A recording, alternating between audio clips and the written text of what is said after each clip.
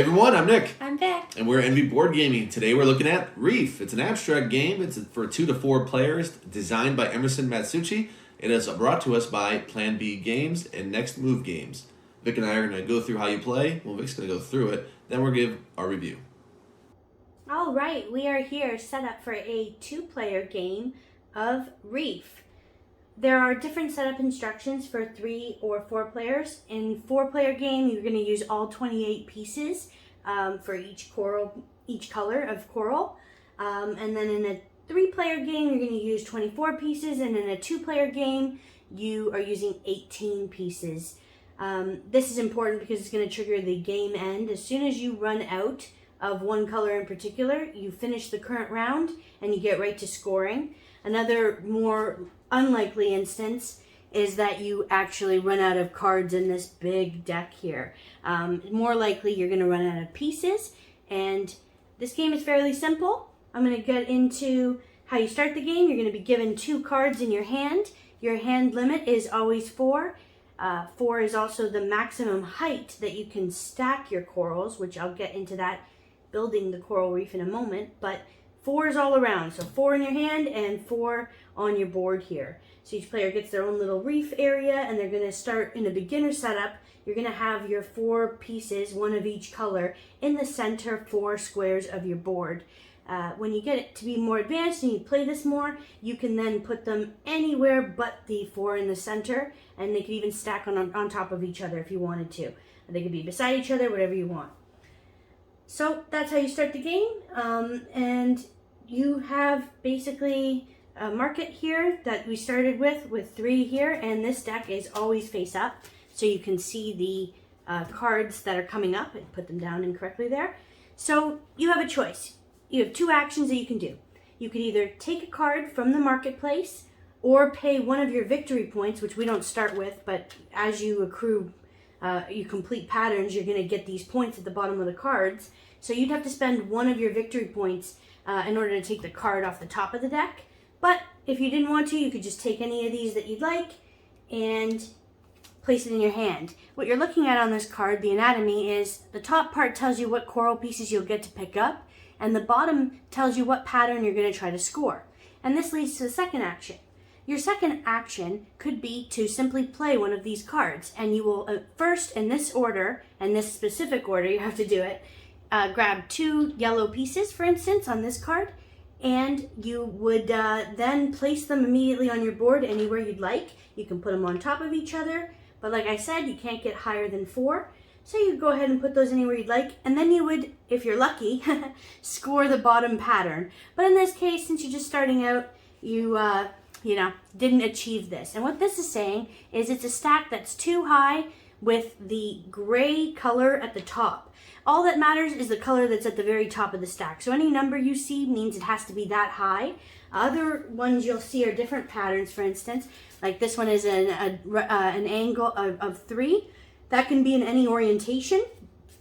And these lines here can be in any direction as well, but they just need to be 3 lines of yellow, for example. And there are lots of different pattern combinations that you can explore in the deck. But ultimately, those are your 2 actions you're doing, either drawing a card from the marketplace, which immediately replenishes as soon as one player takes it, or paying a point to take it from the top, or your second action, and you only get 1 action per turn, is to build out your coral reef by gaining pieces and scoring points. You'll discard cards to the right of your player board, and the game ends as soon as one color coral piece has been depleted. You'll finish the current round, and then you'll just add up your score tokens, and whoever has the most points wins. In the instance of a tie, whoever's filled out more of their coral reef board will actually be the winner.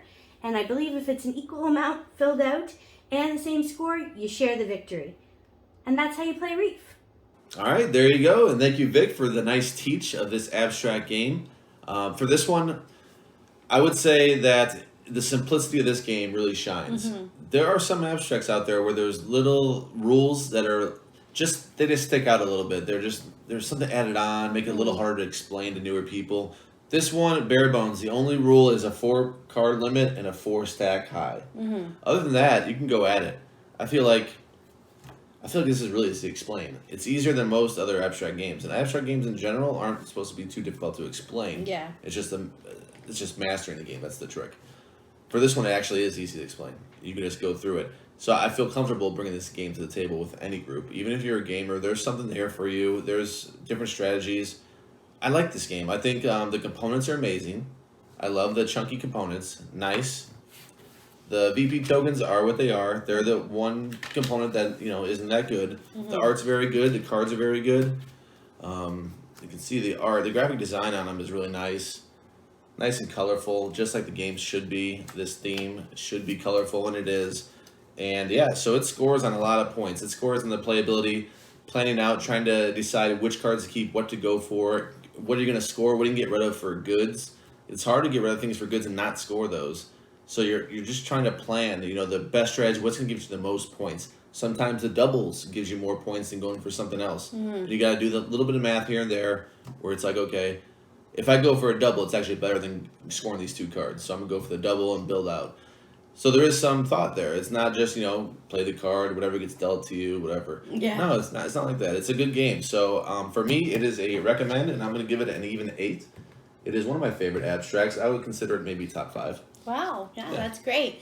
I really enjoyed this game. The first time I played it with a friend of mine, Brienne, we picked it up at Snakes and Lattes in Toronto, Board Game Cafe, and we sat down, and like Nick said, it was so quick to learn the game. So we didn't have to spend a lot of time, how do you do it? We were able to play it more than once, play through it, and then I didn't play it for a few years. It fell off, so many games to play. I didn't, even consider this one, but it was on sale, or you needed to fill a cart probably. One or two. He has that tendency. He wants the free shipping. Yeah.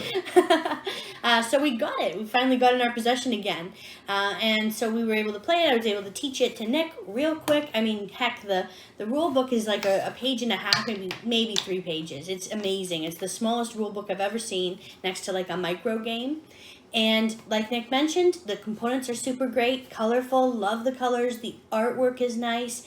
I love how it shapes up on the board, how things start to look, and how you have to think about the specific order of placing down the pieces. That, you have to put those colors down. That could ruin something you've built, in hopes of something else you were hoping to score later. So there's some planning involved, but it's not anything like a brain burner. It's not crazy.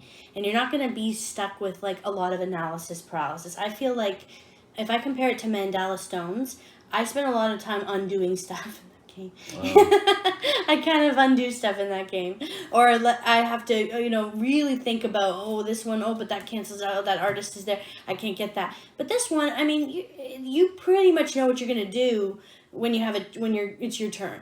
Well, by the time it's your turn, I feel like that on average is you're gonna figure out what you're gonna do next. You're not gonna sit there And there's a mechanism to spend one of your points to get a card from the top. That's kind of interesting. I haven't seen that before. I don't know if you have.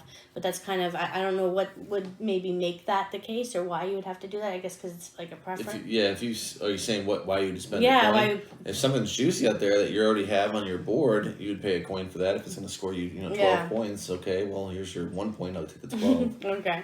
We haven't had to do it. No. In our plays, we haven't had a card that was that juicy where we need to spend a victory point to acquire it. Yeah, and I've only ever played it at 2 players. So I haven't had a chance to see this on a broader scale, but I don't see how it could get worse. In my opinion, I mean, it's so quick, it's so easy to teach, no one's really going to be confused. There's pictures to show you exactly what you're looking for, and there's no complexity about, you don't move the pieces, they just stay where they are. They never move. You just get more of these, really. That's only change, right? Yeah, you just get more colors. Which is great. Emerson did a great job with that. It scales, so that's... We haven't played it, you can tell it scales, because the only rule adjustment he needed was more tiles for more players. He didn't say, well, you can't do this if you have 4 players, you have to go this side. No, he had a nice game, and he did a good job. Yeah, so I really like it. I like the different patterns you score. It's not all the same every time, different things you have to think about. So I gave this game, upside down.